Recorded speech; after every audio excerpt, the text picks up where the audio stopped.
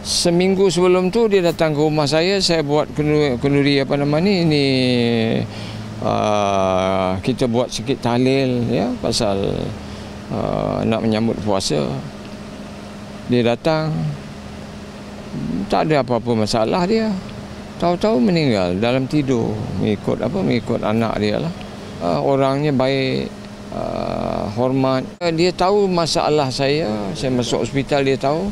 Dia cuma nasihat saya, Datuk, jaga makan. Saya merasa amat sedih pemberian beliau. Dan kita mendoakan dan saya mendoakan keluarga dia, anak-anak dia banyak-banyak bersabar dan menerima kehendak Allah SWT. Kita pada tahun ni, pada bulan Ramadan ni, kita kehilangan seorang lagi seniwati veteran kita lah. Dan kita sebagai insan seni yang masih hidup, kita berdoakanlah semoga roh Allahyarham ditempatkan di kalangan orang-orang yang soleh. Dia seorang yang, bagi saya, seorang yang baik lah, seorang ibu yang baik, yang ramah dengan angkatan-angkatan baru. Walaupun kita ni angkatan baru dikira, sekarang dia satu dah veteran, dulu tu kita ni angkatan baru lah. Tapi tidak ada gap antara kita dengan dia.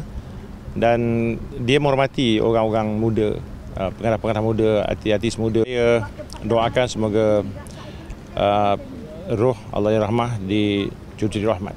Saya menganggap artis veteran ni memberi banyak sumbangan kepada industri seni negara kita. Dan dia juga melahirkan insan-insan seni seperti Nur Kumarasari, Anita Sarawak, dan juga isteri kepada Allahyarham S. Romano. Saya rasa ia satu kehilangan besar kepada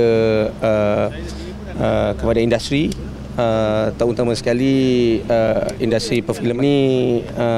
Saya datang atas tanggungjawab sebagai seorang presiden, dan kita akan kita sudah memberi sumbangan kepada ahli keluarga dia, dan insya-Allah kita harap apa yang berlaku hari ini akan sempurna dengan kebumian ini nanti. Kenangan terakhir saya, tak silap saya, last year kita ada buat Mega Raya Main Seniman dengan Persatuan Seniman. Maknanya kita buat open house untuk Persatuan Seniman, dan itu kali terakhir saya dapat jumpa dia lah.